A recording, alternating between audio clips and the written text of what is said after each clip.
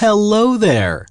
Well, gosh, I wasn't expecting you. Come on in. Sit down. Take a load off. Thanks for coming. You have successfully accessed a new episode of the Cannabis Man podcast. Thanks for clicking on the show. I'm your host, Don Kleppen. The show where we're trying to take a journalistic look at all things cannabis from my vantage point here in the city of Chicago in Illinois, a legal cannabis state. And I like to kind of share my experiences relating to cannabis as to what life is like here in these states and talk to experts who are in the space of legal cannabis, whether those be entrepreneurs, professors, researchers, doctors, journalists, politicians, or policy leaders, anybody who is kind of at the forefront of this new legal cannabis frontier. And I like to bring those conversations to you. I also like to bring up my perspective on various news stories, topics, as well as give you my take on certain events, cannabis events that are happening in and around the state, and just kind of chronicle and celebrate this moment in history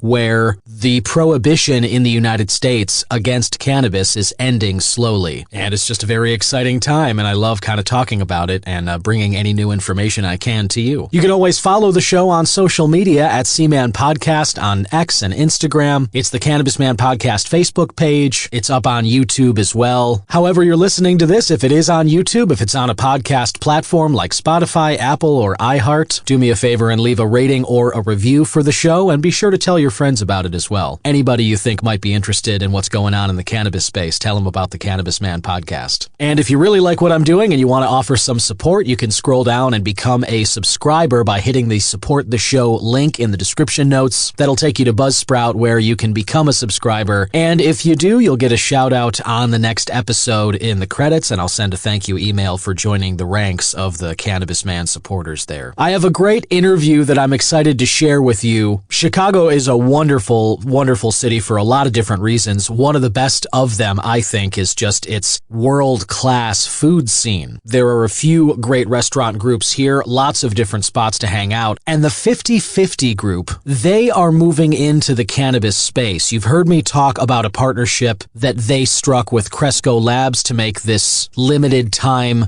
buffalo wing sauce infused with THC for the Super Bowl that I got to try. They have also partnered with OK Cannabis, and they own the West Town Bakeries and have opened a new location of that in Evanston. And so I'm talking with someone from the 50/50 group today about their mission, kind of how they got started and why they're moving into the cannabis space and all the cool work that they've got going on. So I've got that interview as well as some news stories, topics, and events to tell you about in the News Joint Wrap. And I want to talk to you about who is doing the most lobbying right now in order to get safe banking and other cannabis legislation passed. It may not be who you think it is, and there are some interesting reasons as to why. So strap in, pack the bowl, the bong, seal up that joint, fire up the blowtorch for your dab rig, whatever it is you got going here, get ready to inhale another episode of the Cannabis Man podcast.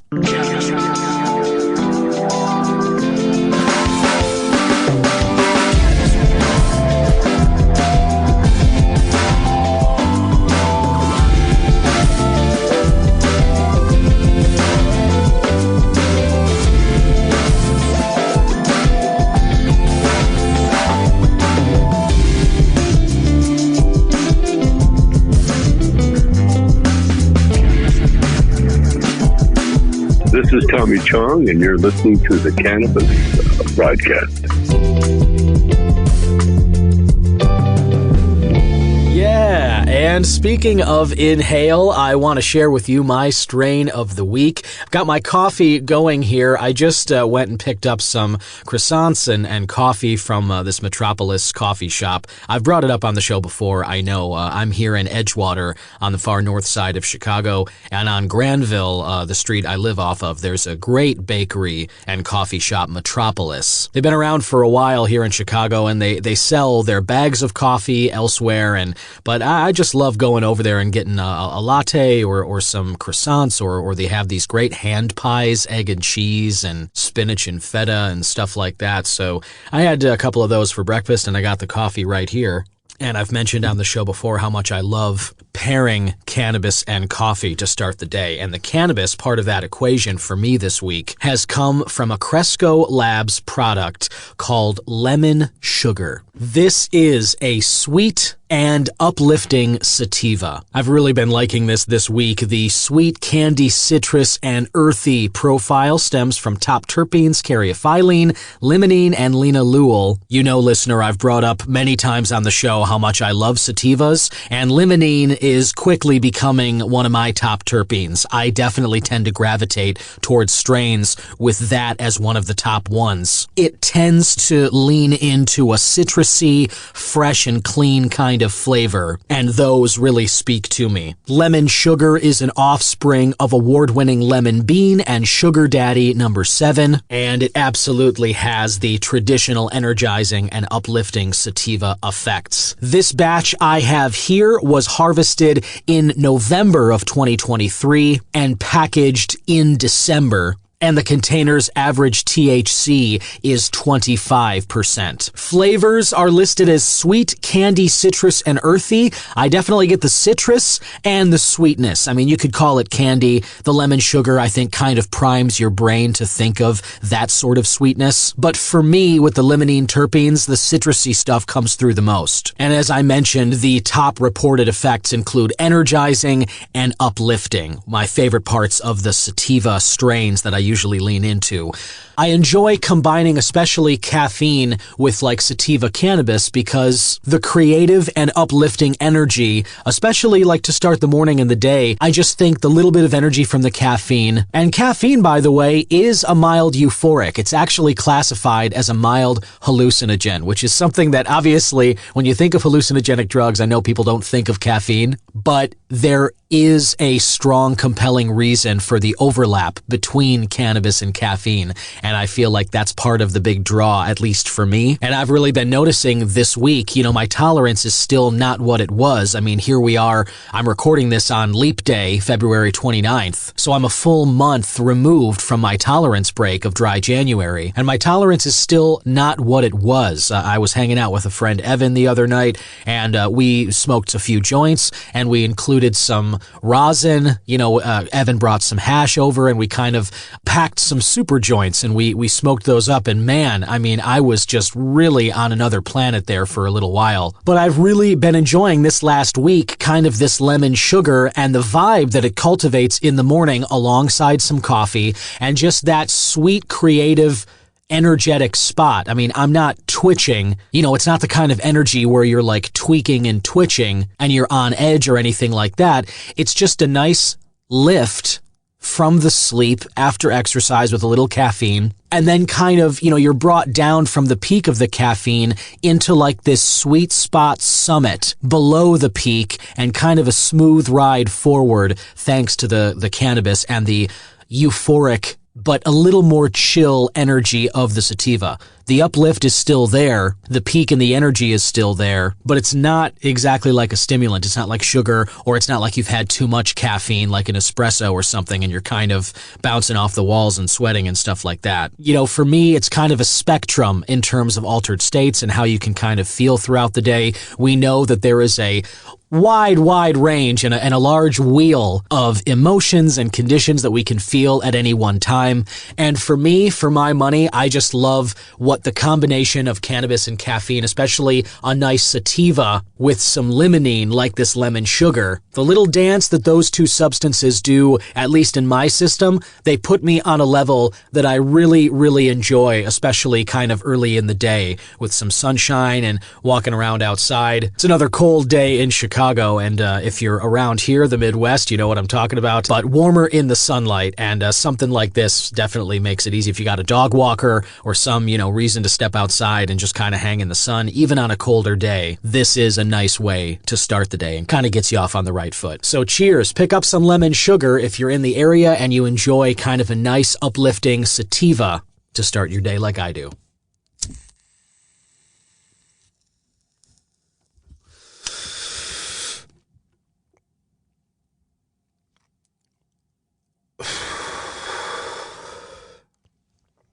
Oh yeah, that's nice. That is lemony and sugary. And speaking of sweet, I wanted to bring up one note here for those of us in the Chicago area, and especially those of us in media, but I think anybody who's lived here and pays attention to the weather in any capacity, which I feel like all of us kind of have to do. It's sort of a big part of our lives here with all the changes that it goes through with Lake Michigan and kind of the place that it is in the country. Chicago is a crazy weather scene. And there has been a man who has been just at the top of reporting on this weather for us for the last 45 years, and he gave his last weather forecast last night. I'm talking about WGN's Tom Skilling. Now, I am a 36-year-old man. I've lived in the Chicago area since I was 5 years old. So for my entire life, Tom Skilling has been synonymous with accuracy and kind of, meteorological joy. And we've been so spoiled here because those of us here in the Midwest in general, anybody around Lake Michigan, we all live in a crazy hub of weather activity. I think anybody who grew up in this area knows, oftentimes a 3-day forecast felt like it was just made up and they're doing the best they can to give a guess. But it's kind of like, if you don't like the weather, wait an hour, because that is how often it changes. And so it can be very difficult to accurately predict in this area what's coming. And those of us who have been paying attention to WGN and Tom Skilling over the years here, over the last decades, have been fortunate enough to watch somebody who is absolutely at the top of his game doing this, predicting what was to come and informing us, and not just giving you the information, but explaining it, the context, the flavor that he gave when he was going over the radar and showing you why this system of wind coming over the Rockies was going to raise our temperatures over the next few days. Making meteorology somewhat interesting, I think, is a feat unto itself, but really just kind of doing the service of letting people know what to expect and how to dress for the days ahead and kind of how to prepare. That's something that we have been very blessed with in this area for those of us in WGN's broadcast distance. And I know I am far from the only one in the city who's going to miss Tom Skilling's 10 p.m. forecasts and just kind of his vibe around the city. And thankfully, he says he's got to be sticking around. I certainly don't blame him for spending more time in Hawaii and Alaska and stuff like that. He's earned it. But man, it's not going to be the same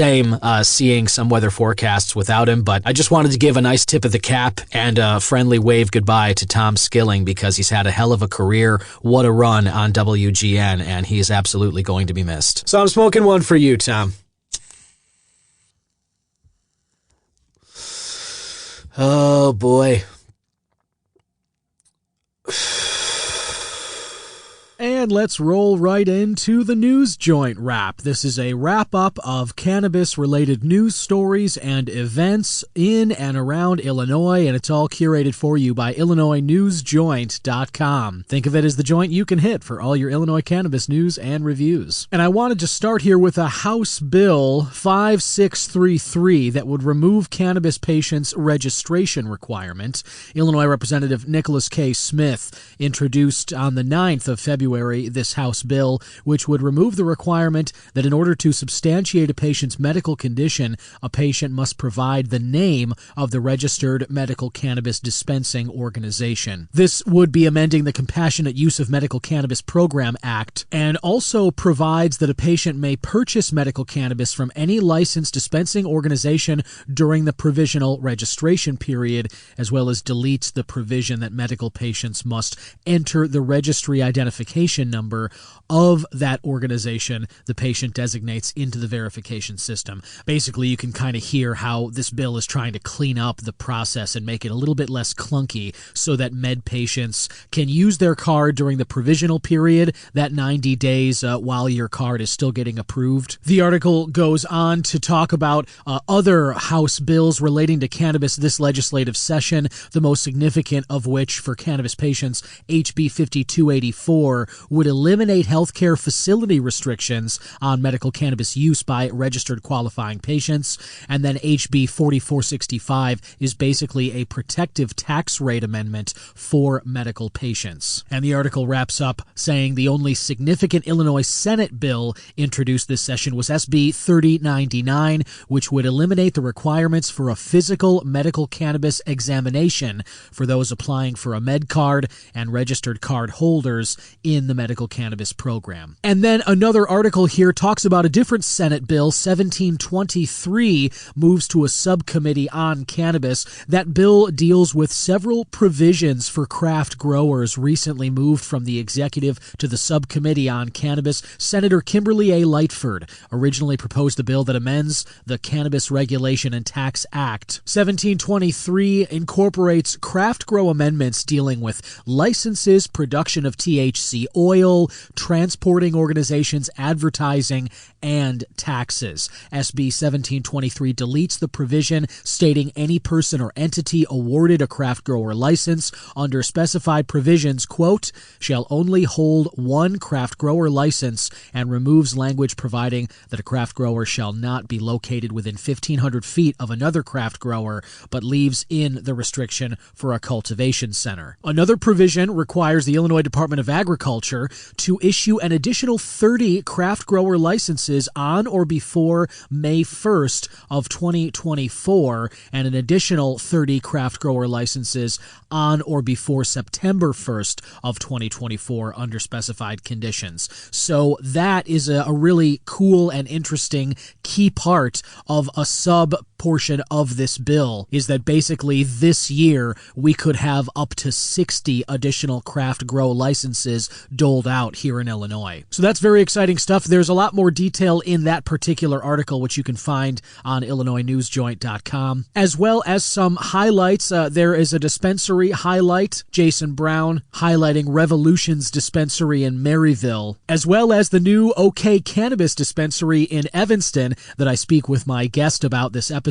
So if you're near either one of those, definitely worth checking out these reviews by Jason Brown at IllinoisNewsJoint.com, and some great reviews of products including Raspberry Punch High-Dose Gummies by The Botanist, Alien Rainbows Vape Cart by Connect Wellness, and White Wedding RBX Live Rosin by Legacy. I've got to tell you, for my money, I've really been getting into this live rosin, not really using dab rigs to kind of have the concentrate by itself. I'm not like torching that in the glass and just using it by itself, but I have been smoking joints and I've been putting some live rosin in them, or some of the hash or batter, some of these little concentrates along with, kief and everything, and man, I see why these infused joints are so popular. It is a really little special pickup. It's a nice, cool way to really elevate a basic joint or just kind of your smoking experience. So that's something worth considering as well. You can find all of that information as well as much more about news and events related to cannabis in or around Illinois,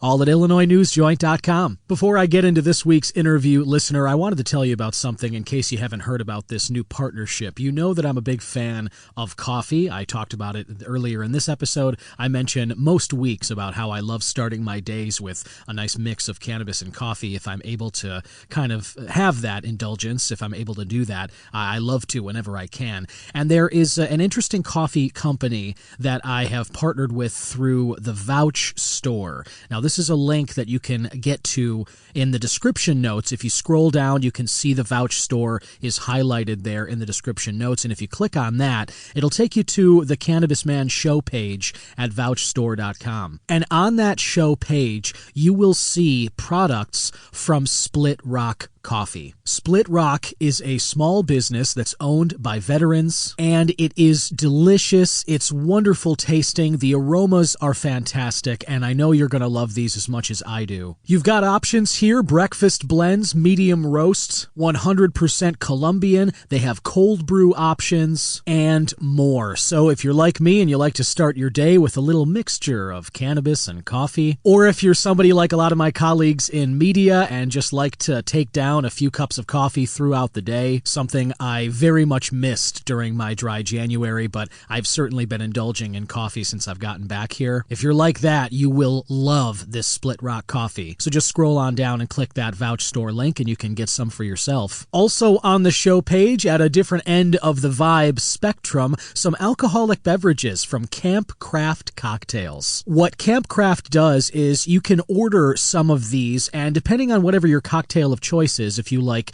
tequila cocktails, if you like gin, if you're a brunch punch person, if you like cranberry martinis, whatever your drink spirit of choice is, Campcraft Cocktails has something for you. You click on it, you order it, you get a box, a nice little fun package arrives at your doorstep with all the ingredients you need for bar-level executive cocktails, split into various jars and recipe cards and simple how-to instructions to brew these cocktails at home and enjoy them at your leisure. If that sounds like something that you'd be interested in, click that Vouch Store link in the description show notes and get a little gift for yourself of Campcraft cocktails and wait for those to show up at your door. St. Paddy's Day is coming up. I'm really looking forward to some Irish car bombs. It's become something of a tradition in our household to have some Irish car bombs around St. Paddy's, and my wife is still very pregnant, so she won't be able to take part, but I am certainly going to indulge in those. It's definitely it's a tradition, it's a ritual that I have to take part in.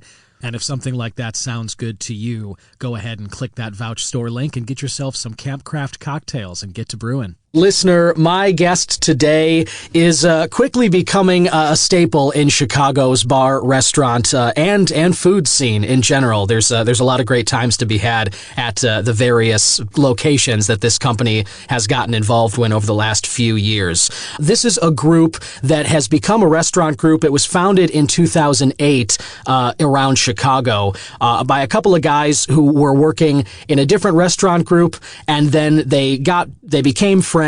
They started working together, and as Chicago was about to implement a smoking ban in bars, that is, they saw an opportunity to bring higher quality foods and service into a sports bar environment, and they opened the 50/50 bar in Wicker Park, a bar that I was a huge fan of when I was kind of living in the area. I spent many a Friday and Saturday night there enjoying their wings and taking in a sports game or two, and now they have moved into the cannabis space. They have OK dispensaries in various parts of Chicago, and they have Westtown Bakery, which I think is such a cool combination of the great food that they make as well as cannabis products. And they have a new location in Evanston along with the spots in Wheeling and Chicago. And here to talk about all of these exciting developments and more going on with the 50/50 restaurant group is Scott Weiner, co-founder and principal at 50/50. Welcome, Scott. Thank you so much. Appreciate it. I just wanted to say,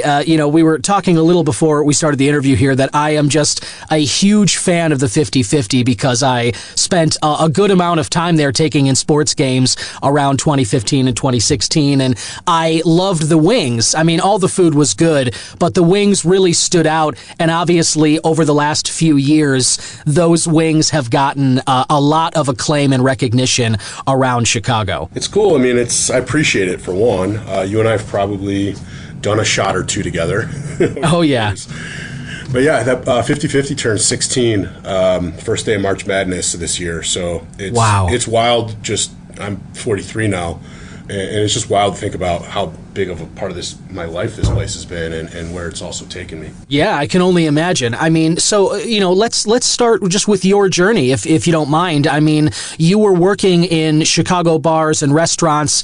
I don't know if you mind that we say, but I'd be happy to cut it out too. But you were working with the Let Us Entertain You group before, and that sort of allowed you to see an opportunity for a different kind of restaurant group, it seems like. Can you talk a little about what led you to starting the 50/50? Sure. Well, I mean, lettuce was, I guess, part of my plan, if you will, and I'm still real close with Rich, RJ, and Lettuce has been a great company, so by all means, don't cut anything out. Okay, great. Sure. If I wasn't doing my own thing, I would still be working with and for them. But I grew up in Northbrook. My first job was the opening team of a Johnny Rockets in Northbrook Court. Fell in love with the industry. They started sending me to the iconic location that was on Rush in Delaware when I was 16. So I'd go on like a Friday, Saturday night and wait tables at Johnny Rockets on Rush in Delaware, make like $300-400 in tips. Had a fake ID, so I'd go to Jilly's and I'd go to some of the old places down in this area, and I just fell in love with the bar and hospitality scene. And it's really kind of all answer the question. That's when I decided I want to do this. And when I was 16, this is all I've ever wanted to do my entire life. I followed that passion to UNLV, where I worked with a group called China Grill, and I was in Mandalay Bay for 4 years cooking. And originally I'd planned to come back to Chicago to open up the China Grill here in Chicago with them. Their construction took a little bit. I applied online on monster.com and got a call from Lettuce, and I got hired as the youngest employee, actually, at Joe's Stone Crab. Wow. Brand, as a manager. And I worked my way quickly. And my other business partner, Greg Moore, was the AGM there at the time.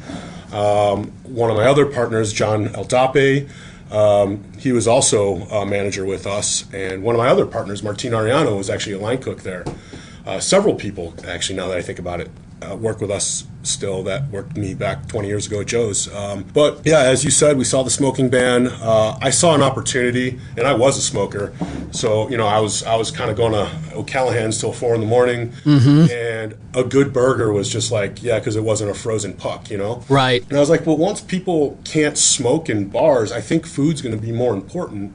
And, we were working with steak, lobster, stone crab, and all of the restaurants I really worked in and Greg prior, he was with the Gibson's group, we're all relatively upscale. And we just said, it's not that we were the first, but we just said there really is not a lot of places in Chicago where you can get, food made from scratch, using classic French techniques in a sports bar sort of world. And that's where 50/50 came from. My days off, I'm not getting a steak, I'm eating cheese fries and wings. And so we ended up doing it. We opened in March of 2008, and then, immediately went into the financial crisis, but we didn't take shortcuts, and we kept on going. We had to get, we just grinded it out. Yeah, and that's so cool just to hear you kind of go through that, Scott, because a lot of great name drops there. I mean, Johnny Rockets, I was a regular at the Old Orchard location of that when there was one of those, and Joe's Stone Crab, that Rush location, that's a regular New Year's spot for me and my wife and other friends. That taste of the Stone Crab and the environment that you kind of came up in there, managing that spot. I can't think of many better places for somebody to kind of come up. That's a competitive spot as well, but it's also so unique. And I think it's really cool that a lot of the people that you're working with now were working with you there at that Joe's location when you were first when you came back to Chicago, and were getting your manager kind of, shoes worked in, let's say. I just think that's really, really cool. So you start the 50/50 in Wicker Park. You kind of get going, as you mentioned, the recession comes there, 2008. That obviously must have made the first few years kind of a rough start. People they lost a lot of their expendable income. I'm sure a lot of people weren't coming out to bars as much, although I know that during recessions and depressions and stuff, alcohol and cigarettes and stuff like that, sales do remain kind of high. So maybe there were still some people coming to those spots. But you guys have obviously grown quite a bit since then, and you've got lots of establishment around Chicago. You guys have Roots Pizza. You've got, you're with the Second City. You've got all kinds of stuff here. And for the purposes of this podcast, you've moved into the cannabis space as well. So if you wouldn't mind, talk a little about how the OK Cannabis dispensaries came about for the 50/50. Well, as you said, we're not a one shop, we're not, whatever the word is, one stop pony, whatever. For sure. One trick pony. There you go. One trick pony. There you go. One stop shop. We've got a lot of different concepts, so obviously there's Roots, there's Westtown Bakery, Homestead on the Roof, the Berkshire Room. So we do a lot of different things. And not to toot my own horn, but we do a lot of things well. Like the Berkshire Room has had national acclaim. A bar we had, the Sixth, Apogee, both had national acclaim. Homestead on the Roof, believe it or not, was the second rooftop in Chicago with a liquor license. There's a lot of things out there that we did that were firsts that nobody really, we were like, oh man, we were so ahead of the game. But, when you stop and think about it, we've always been doing stuff that's a good blend of, I think, commerce and art. And I don't think we've ever tried to open up a place that's pure commerce, that's just, let's just grind it out and make as much money as we can. And we've also been, I have a fiduciary responsibility to my investors, to my partners, that we're not going to do these, super art places that make no money and close. and blow people's college funds. So Sure. we've always kind of tried to like thread the needle in doing things that we're passionate about, that are unique, but also have the opportunity to make money. And where cannabis actually came about was, so on Chicago Avenue, we've got Roots, which is 12 years old. We've got West Town Bakery, 12 years old. Homestead on the Roof, 11 years old. And these are two big buildings. We own the real estate.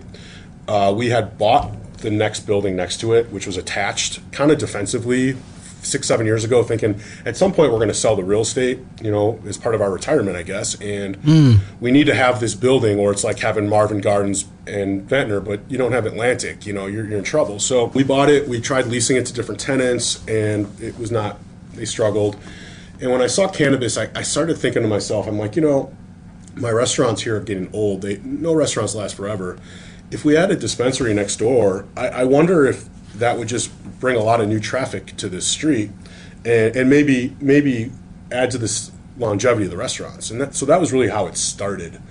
And I thought to myself, I'm like, well, I've got this bakery next door, and it's a smaller footprint. I was like, why do I need a waiting room for people to get in when I can just have them wait at the bakery or wait at Roots? And that's when the wheels kind of started turning. And then we ended up, being a part of 3 of the licenses that came out, and we decided, well, it looks like we're going to be doing more than one. We should think about what a brand might look like, and found a property in Wheeling that was a former Twin Peaks, and we're like, this is right. We're going to turn the bar area into West Town Bakery.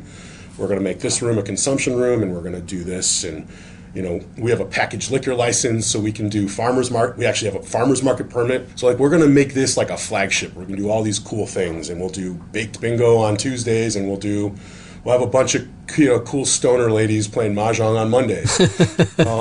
So that's sort of like, I guess how where the wheel started, where it became. And then I was like, I'm the vice chairman of the Illinois Restaurant Association, and I've done enough restaurants, so I'm fairly familiar with how the state and even city governments work, and I started looking, because I had to read the cannabis law. I had to read it word by word to understand it, entering into a market. But I already knew a lot about liquor, and in my head I'm like, there's nothing that says I can't do both. And I arranged to get a call with the state and their attorneys to find out if that was true, and they're like, hey, you might have figured something out here. So that's when we're like, yeah, well, let's have a liquor license, and then from that perspective, we're like, well, let's just keep the kitchen that Twin Peaks had, and we didn't keep everything, but now if somebody wants to host a private event there, a birthday party, they want steak and lobster and they want to smoke joints, we can do that. They want steak and lobster and they want to have Jordan Cabernet and smoke a joint, we can do that. So that was sort of the all of a sudden we're like, all right, well, we think we're mixing art and commerce here. And kind of went out on a limb, created this brand, and then, the third one just opened up in Evanston.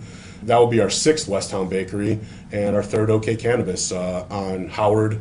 This is a tough one, right? Because on Evanston's side, it's Howard and Chicago, but in Chicago, it's Howard and Clark, but we're right by Howard Station. Gotcha. Yeah, and I think that landmark is the key, because obviously, everybody knows that Howard Station over there if you're CTA rider like myself and so many others. But Scott, that is awesome. I mean, the way you just kind of described that, the overlap that you talked about. I mean, first of all, kind of buying the property next door, and then realizing that, like, hey, this is next to a bakery. Why, instead of having people just kind of wait in line, we can have them come over to this separate business and patronize that. I think that, I don't know how things work in other markets, but I know that Chicago's a town where people are comfortable waiting a while for a specific food experience. I think of a lot of different things, the Pequods in Liquor Park, that is, or Lincoln Park. That one, I know that there's a movie theater nearby, that there's other bars and restaurants next to it.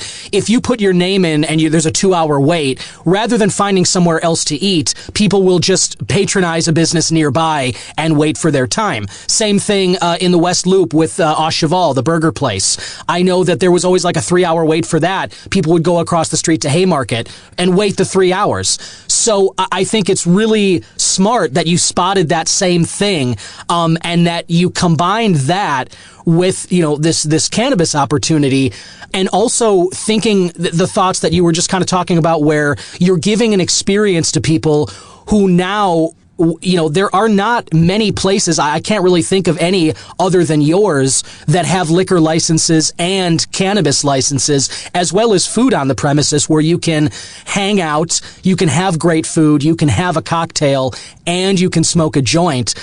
It really does seem like you've kind of stepped into something here that it feels like people are going to be wanting that as like a standard going into the future. Well, I mean, to your point, it's the first in the country. It's still the only consumption lounge in the country that serves food. Yeah, I mean, even that's incredible. I mean, even the only one I've been to for Illinois is like, it's that Rise in Mundelein, but they do not serve food, nor do they have alcohol. And there's a time limit on how long you can hang out. So I got to say, yours sounds like a much better, opportunity there. I mean, we're hospitality guys, right? And that's sort of what we're looking for. I mean, I got to be honest, like hanging out there, like eating some walking tacos, smoking a nug roll, and playing baked bingo might have been one of the best times I've had this year. But it's still also, it's a work in progress. Like if you go there, I'm constantly like rearranging furniture. I don't know if you remember back in the old days at 50/50 when we used to have that game on the bar, where you could like put a quarter in and play some of those cool like yeah, I do remember that. I brought that over there. So dude, it's a cool spot. It's the first cannabis dispensary consumption lounge that's on Open Table. And I think the coolest thing, and I hope you're a loyalty member or a rewards member for the 50/50 group. It also, you can come to Kindling, you can go to any Utopian Tailgate, earn points, and use your rewards at the dispensary or vice versa. So it's also we have a very unique loyalty and rewards program that you can dine, you can smoke. Eventually we'll be able to incorporate some of this stuff into Second City. So it's a cool thing. Now, I mean, is it all making money right now? No, we're still got a lot of room to grow. Like, I'm not sitting here telling you I'm on top of the world either. I'm just very passionate about what it is we're doing. And to your point, like I've had calls with other cannabis regulators in other states that are like, how do we create what you guys did? And how do we do it safely? And because we're doing it safe. And that's also a big part of what we bring to a community. We're not fly-by-night operators that are doing this for the first time. We're professionals. And I think that makes a huge difference. I mean, your experience coming up in a group itself, but also opening so many different restaurants in the Chicago market, and you've obviously worked in other markets around the country too. So your experience, as well as your group at the 50/50, I think, to your point, that is a major asset working for you guys. I mean, I don't think it's any coincidence that your experience in this market allowed you to spot the opportunity of having a place where you could have such a vibe of playing bingo, smoking, drinking, eating great food, and that now others want to, maybe look to replicate that. I don't think it's a coincidence. I mean, you guys, your experience allowed that to happen, and I think that's why other businesses that might like to do something like this here, I'm seeing why that there isn't such a rush so far of products and experiences like what you guys are offering, because I just have to think that people have to be overwhelmed with the kinds of hoops to jump through, with getting the paperwork done, with talking with the right, groups here in Illinois to get the licenses, to get everything up and sort of on the up and up and safely, as you said. Obviously, what you guys have done in the past has set you up perfectly for this moment. And even though, as you just said, I mean, it's still a work in progress, you guys are growing. For my money, I know that won't be the case for long, because I think that people have been waiting for something exactly like what you guys are doing right here. I appreciate it. Can I just say one thing to that? I'm not the majority owner in OK Cannabis. Now, I do have a pretty big stake in the real estate side of it, but I was brought in by a team, a social equity team, a veteran, public servants. I was brought in because they said, if this guy knows how to make it in restaurants, which is literally nickel and dime, but now the margins are even less than a nickel. Right. If this guy can make it here, we think that he could be somebody that could help us stand up our cannabis operations and navigate how difficult of a process, even just getting a cannabis business open is. So I will say that, even just getting to the point of the licenses wasn't easy. My team had a lot of faith in me, which helped. But there's also just a lot of licenses that haven't opened, because I can tell you that there's predatory lenders out there, there's predatory investors out there. It's very, very difficult to get a bank account. Like, I have to use a separate payroll company for my payroll for the dispensaries that charge me 4 times what my restaurant. So I mean, there's a lot of other reasons that are making it challenging in cannabis right now, and the only thing that's really gonna help that and save that is change that, is if we can get that Safe Banking Act passed in Washington, right? And the rescheduling too. So anybody that's even been able to open up a cannabis dispensary in any state, but Illinois especially, like, they deserve. I know I did something unique, but they deserve just as much recognition and respect, because it's not been an easy.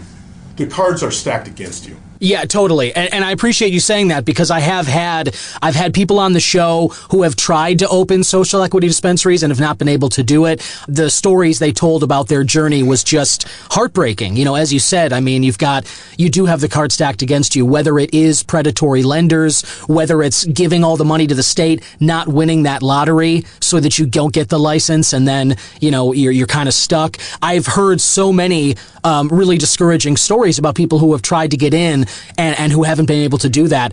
And I think that's a really important point to bring up, is that OK Cannabis is a social equity business. And I think that people want to support those now, because, as Governor Pritzker has said, and as Illinois Cannabis has come up, the social equity component was a huge part of it right from the beginning. And as I've said on the show many times, and as I keep kind of trying to harp on, it is imperative on us, as cannabis is legalized and normalized, and, as you said, hopefully safe banking and rescheduling. I mean, we're all waiting for news from the DEA or the FDA to kind of move this process forward.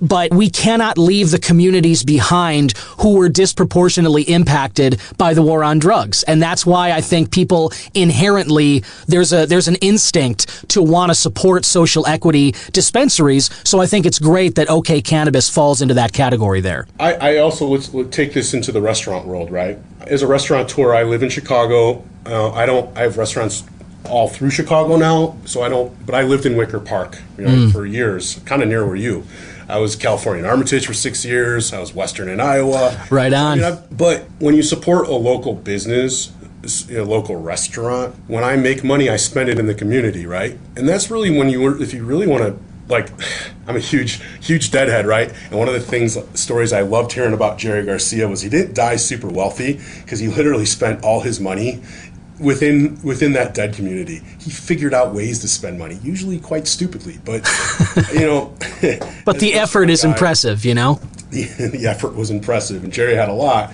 And I look at my restaurants and all my employees. We all live in the neighborhoods. We live in the communities. OK Cannabis is the same thing. We're all Chicagoans. So when you spend money at any social equity dispensary that is truly not backed by somebody out there, like, we're one of the few that there is true, even of some of the social equity, there's no big money behind us. There's no dispensary out there in another state backing us. It's us.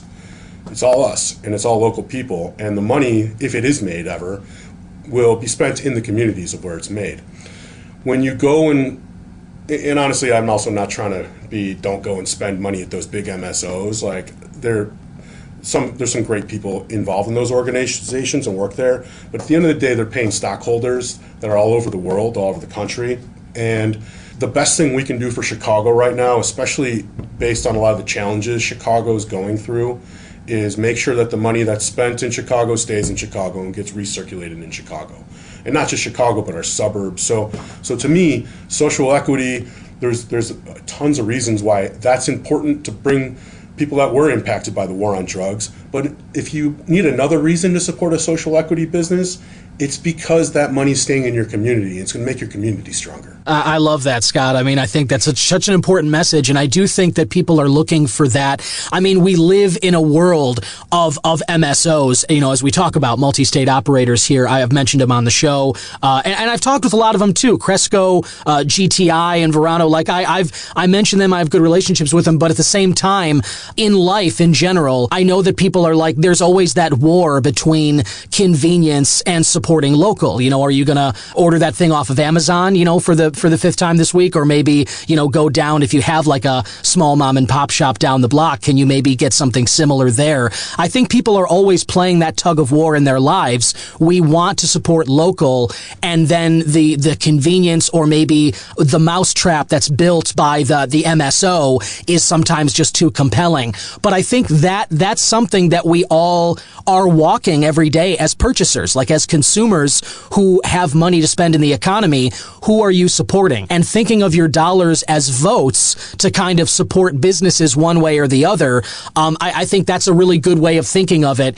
And the way you kind of spelled it out right there about how supporting social equity dispensaries like OK Cannabis, that keeps the money in our community. That's going to recirculate it in Chicago and the Illinois suburbs and the state at large, which is really what we want legal cannabis to be doing anyway. We want that money to be coming back to us and being spent in the community, because I think that we all can reap those rewards. And then it's like the money you're spending is, you know, you're enjoying the rewards of that twofold, you know? It's the only true way, in my opinion, to like make all of Chicago more equitable is we need to eliminate the middlemen that are funneling money to stockholders that don't live in this state. That's your Amazons, that's your Ubers, that's your Grubhubs.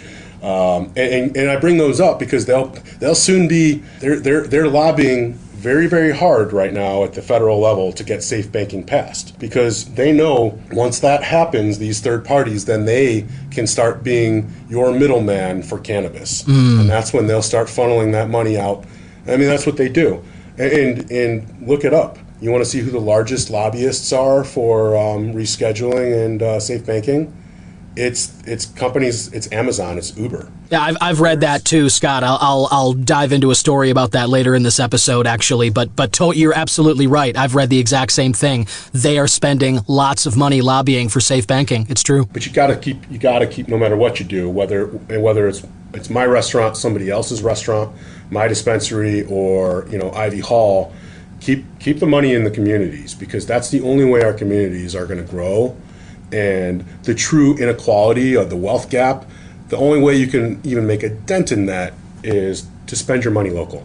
Right on. Yeah, well said. And definitely you guys at the 50/50 group with OK Cannabis and your Westtown Bakery, you guys are making a really compelling case for people to do just that. And I definitely encourage you to get out to one of those locations we talked about, listener. Scott, one more thing before I let you go. I wanted to tell you I was able to try some of the buffalo wing sauce from the 50/50 group that was infused with THC. That was a combined effort between the 50/50 group and Good News, the Cresco brand.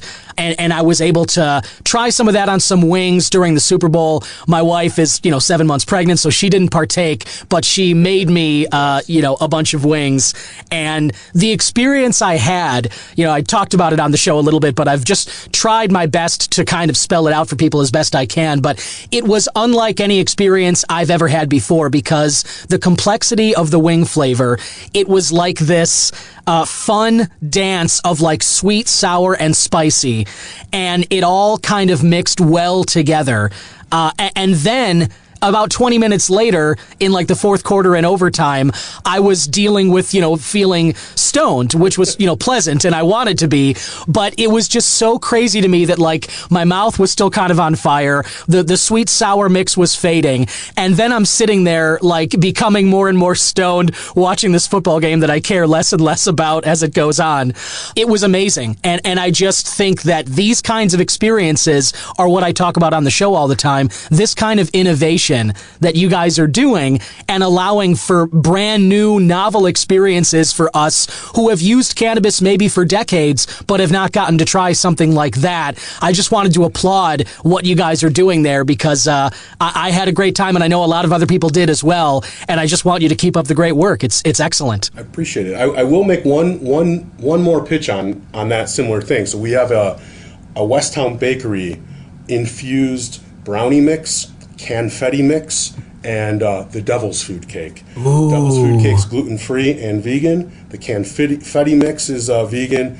The brownies might be the best brownies you'll ever have. And They're low dosed because they're so damn good. We don't want you to get high too fast. It is fast acting, but if you get a chance, and these are only sold at OK right now, we are selling them out at Cloud9 down in the southern Illinois. Gotcha. But this is one of those things that, like, we've all made pop brownies poorly. And Totally. and this is one of those things that if you get an opportunity to come in and pick it up, I don't want to say it's a life changer, but I would tell you it's a party changer. You serve these at a time when you have some friends over, and it's kind of like, okay, now I get, because this is meant for people that are not huge cannabis users. It's a lower dose. It's going to sink the shoulders a little bit, add a little giggles, and nobody's going to be super high climbing on the walls.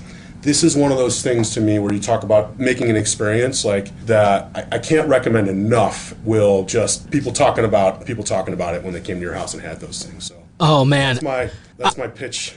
Well, thank you. I appreciate it. No, thank you for making that, because I'm definitely writing that down right now. I will be making some of those brownies with that mix. I'll get over to one of the OK Cannabis locations to get some of that, because man, that sounds fantastic. And to your point too, I think that blend, that sweet spot of people being able to eat, good food, and to not be climbing the walls, as you talked about, to not be kind of glued to the couch, wide-eyed and incapable of socializing with anybody, because they're just too far gone.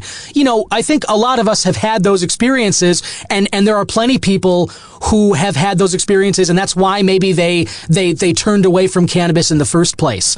So I think having such a low dose option, and that's why I always talk about things like the drinks that are becoming more popular, gummies as well, but something like these brownies sound amazing too, because there's such a low barrier to entry. You having a brownie compared to like some of the dab rigs that people use for concentrates, where it's like 6 pieces of glass and a blowtorch.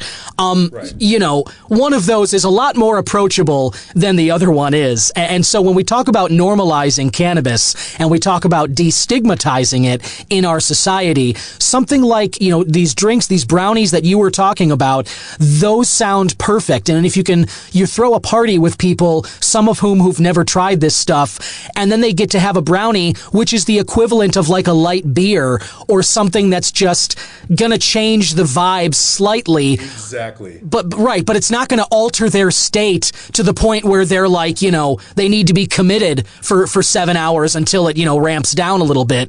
I think that is just so crucial to normalizing and destigmatizing this. That's exactly what we're trying to do with OK. That's exactly what this specific brand with the brownie mix is for. There's something for everyone in cannabis, and this is 100% meant to be destigmatizing. Because I have a low tolerance myself, and I love cannabis.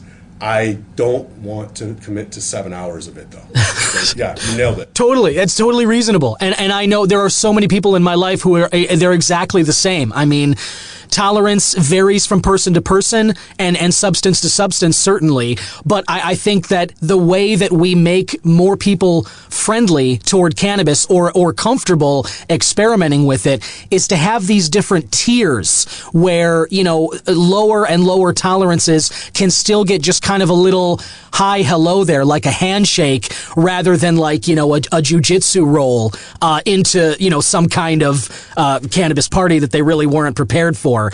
As I always say on the show, nobody wants to go on a trip that they were not prepared for. It's never going to be a good time that way. So I just love what you guys are doing. And listener, get on out to one of the OK Cannabis locations there, or the Westtown bakeries that we were just talking about. And you can get some of these excellent brownie mixes. I'm definitely going to get some of those and try some of the other products as well. But any of the restaurants at the 50/50 group, join their loyalty program and get yourself some points so that you can go on and use them at one of these dispensaries. I think that's really cool too, because I see these other dispensaries trying to kind of get a loyalty program going, but none of them have restaurants and bakeries that you could use these points at. You know what I mean? Yeah, no, I mean, this is, to us, that's one of our kind of secret weapons. And then when people start realizing, oh, you guys have that restaurant. Oh, you guys got that one. And that's the trick. And we have, our loyalty program is actually,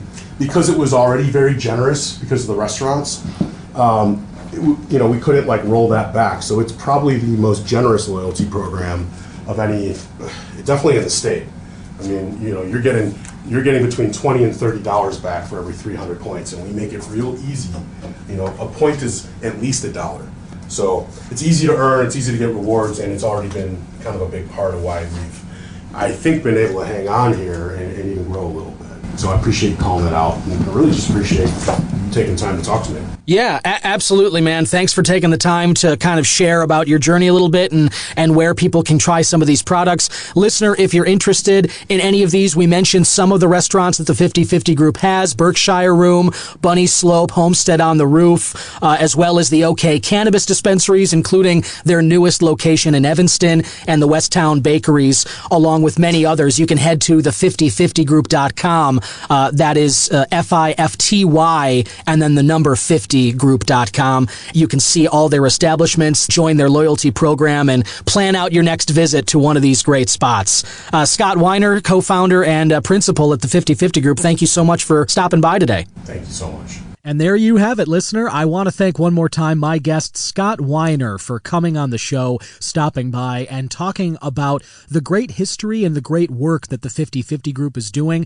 Like I said during the interview, like I've said many times on this show, I really feel like supporting local businesses is great. It's a great thing to do, and especially here in the Chicago area, there's a lot of competition among food groups, among bars. There's millions of people in and around this city, more so that come in, especially when the weather gets nice. So over the summertime, there's a lot of competition between places, and people got options for spots to go. So if you are not giving people a compelling option in terms of food, vibe, drinks, entertainment, you're not going to last very long in this market. And the 50/50 Group has not only lasted now for over a decade, but they have expanded significantly. And I love that Scott and his colleagues are kind of taking the same attitude and the same respect that they have for people in the food and beverage industry, and they're taking that and they're moving it into the cannabis space. As we said a little bit during that interview, I think that there are certain parallels that people can enjoy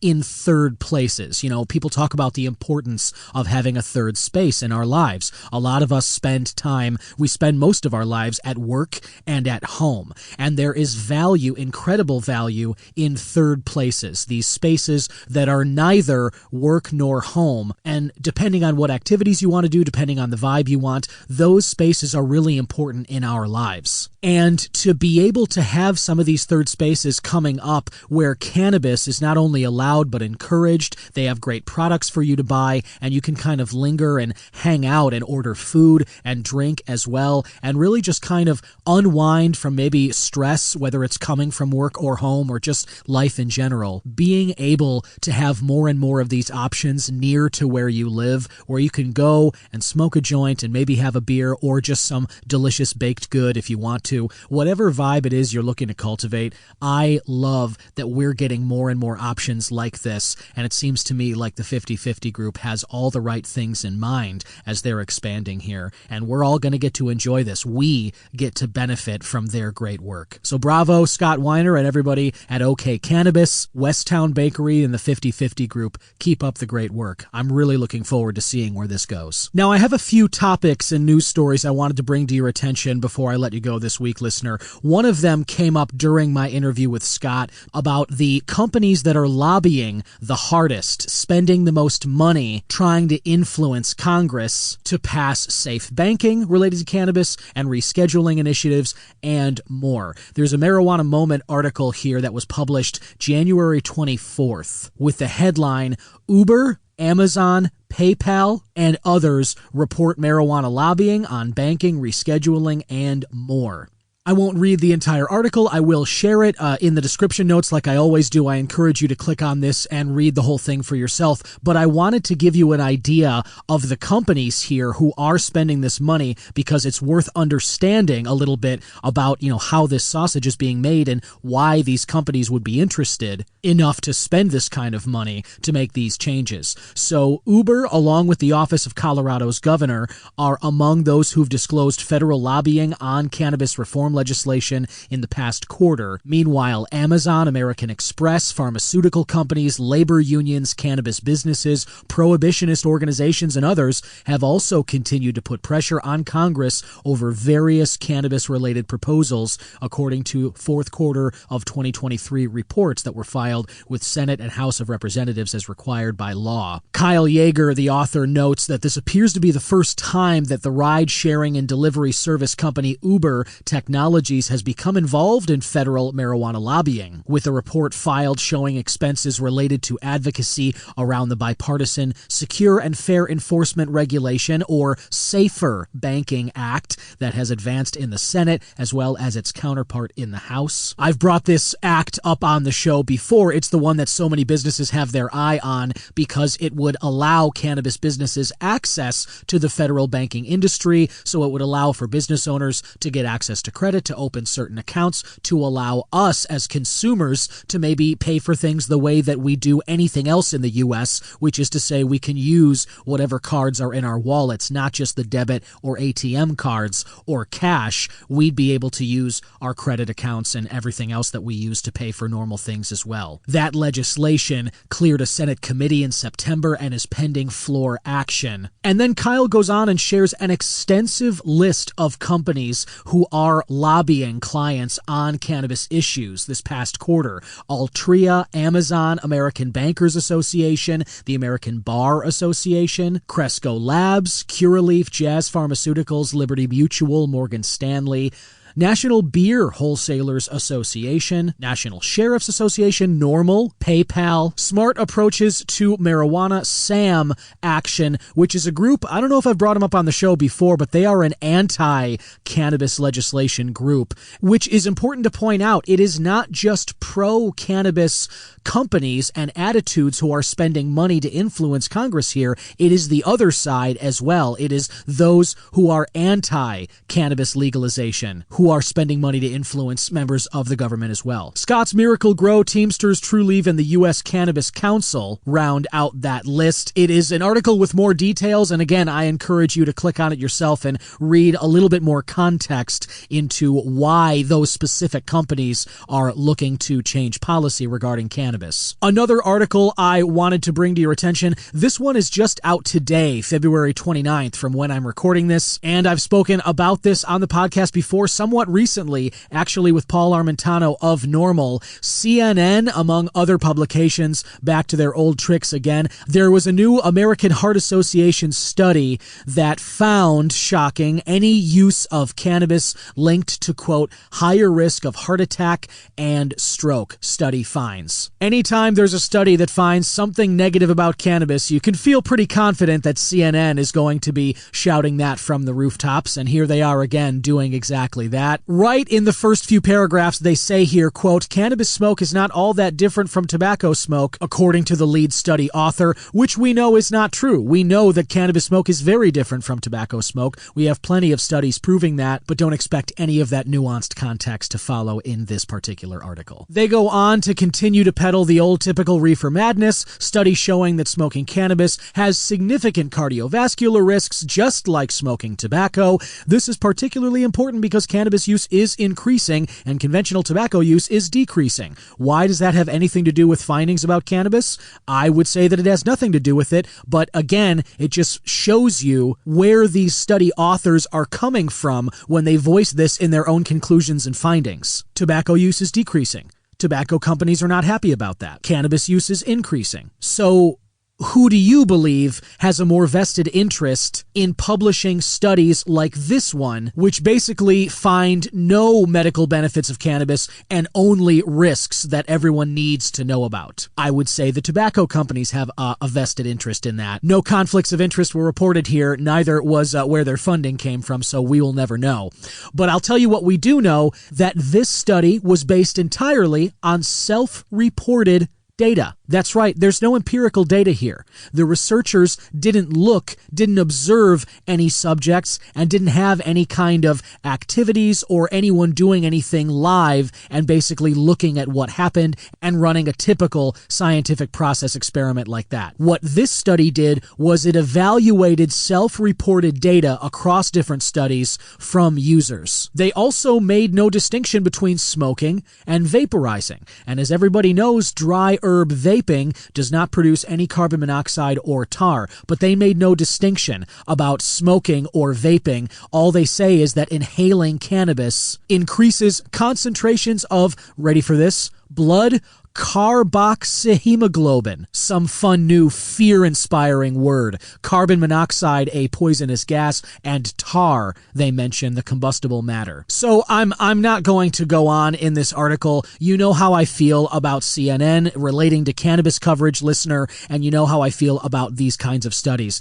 What bothers me is not that studies come out saying that there are risks associated with cannabis. That doesn't bother me. I will be honest with you on the show about legitimate cannabis risks. I've talked about it. You've heard me say on the show that cannabis can become addictive. A lot of my stoner brethren will not say that. They'll die on the hill that cannabis is non-addictive, but I've gone through the nuance and context of that issue many times on the show before. As much as I love cannabis, I think it's foolish to pretend that there's no addictive properties to it. We as human beings can become addicted to gambling. We can become addicted to sugar, substances, or behaviors. And just because cannabis is not as physically addictive as something like heroin or alcohol or nicotine, that doesn't mean that one cannot become addicted to it. It's pleasurable, so therefore addiction potential is there. I'm not sitting here hiding behind the point of view that cannabis is all good all the time for everyone.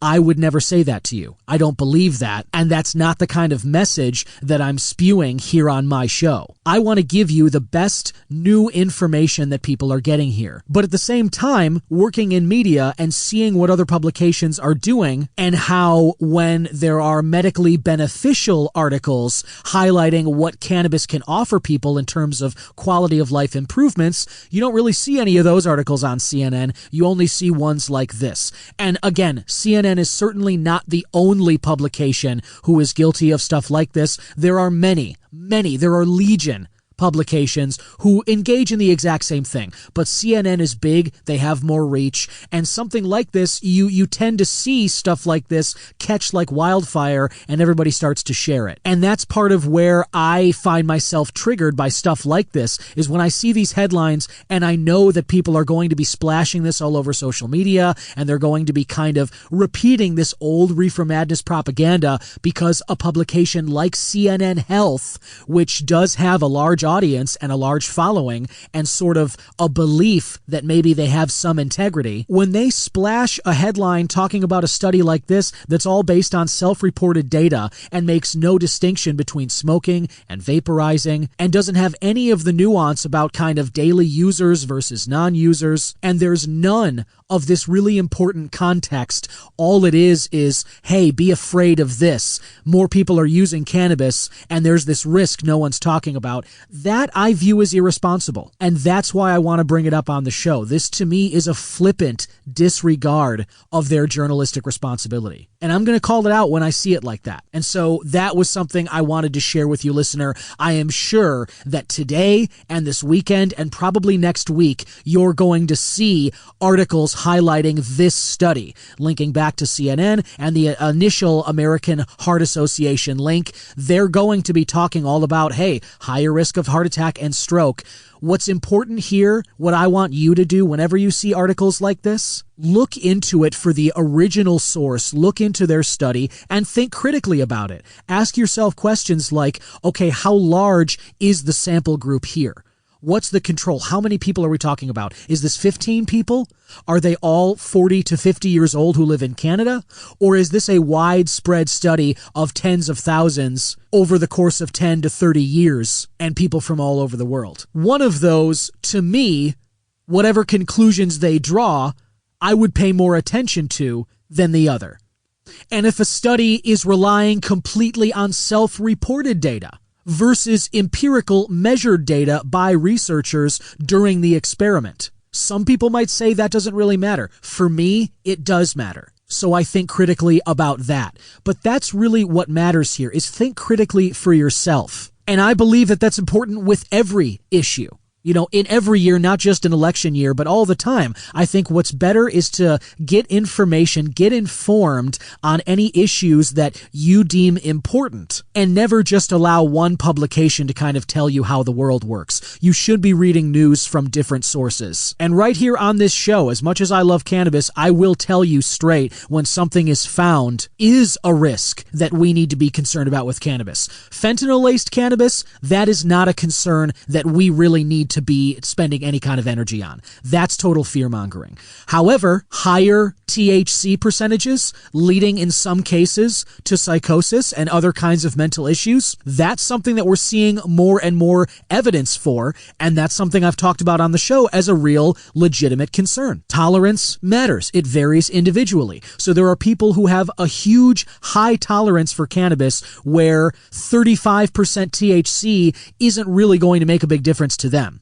But maybe to some 19 or 20-year-old who has no tolerance for cannabis, and they go and they smoke a joint that's 30% THC and totally out of whack in terms of natural plant balance from what the crop actually is like. You know, one of the things that happens with the human mind is that fears that are easier to imagine or picture are the ones that we take most seriously. And the ones that are far off or very slow moving, like the frog in the pot of boiling water, we are not as good at diagnosing those risks or taking those seriously. Look at global warming. Look at climate change. That's an example of something that, you know, some scientists have been sounding the alarm about that for decades, but because it's so far off and because it's so hard to kind of pinpoint direct causes and sort of indicate like a specific deadline as to like, okay, now there's more hurricanes. Now there's extreme events. We're already at this point, but like, because climate change is not an oncoming train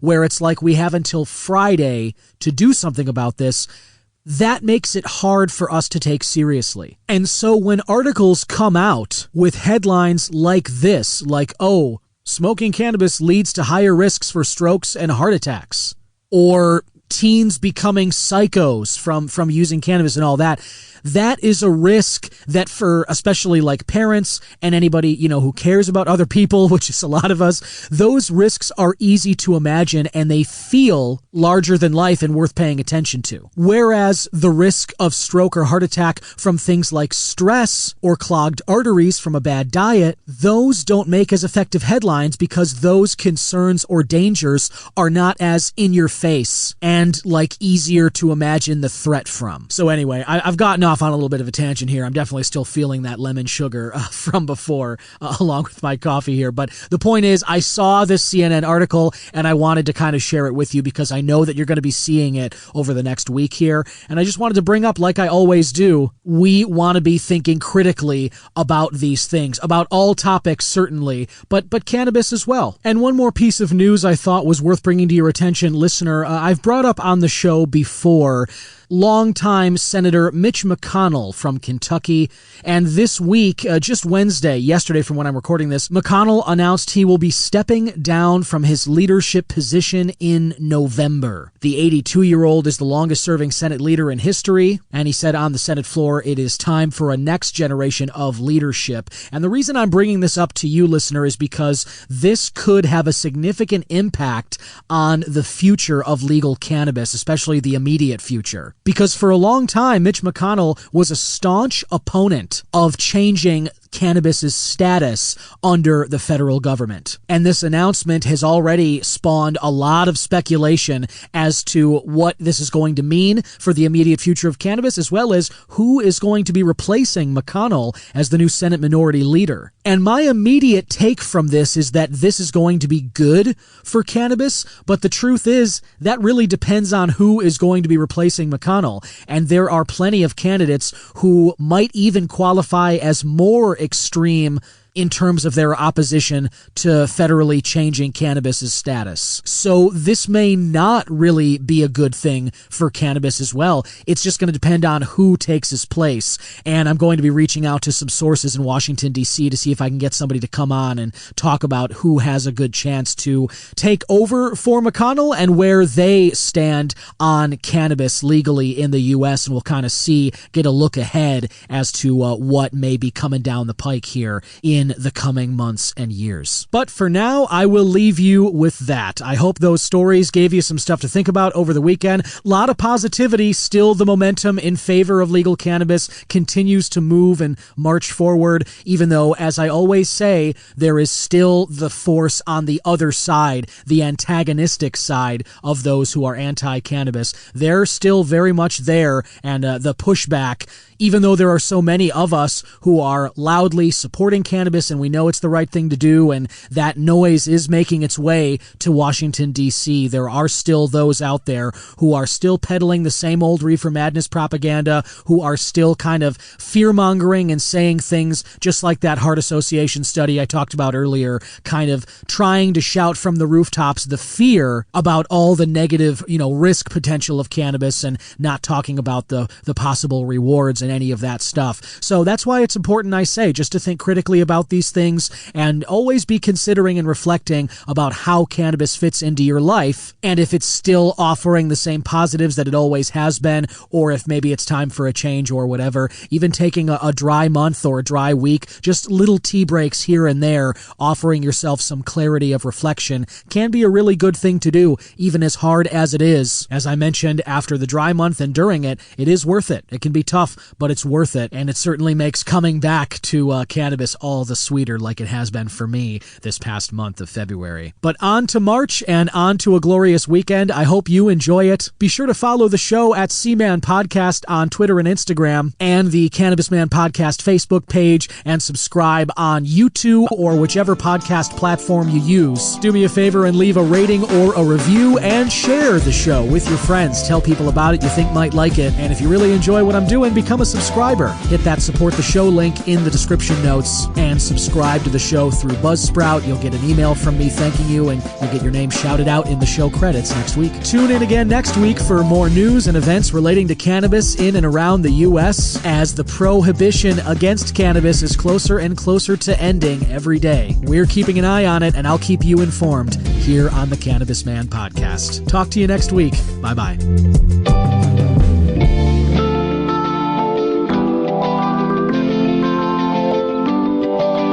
Cannabis Man is 100% originally crafted by myself, Don Kleppen. Original theme music written and composed by Yusu Kim, aka Good Son.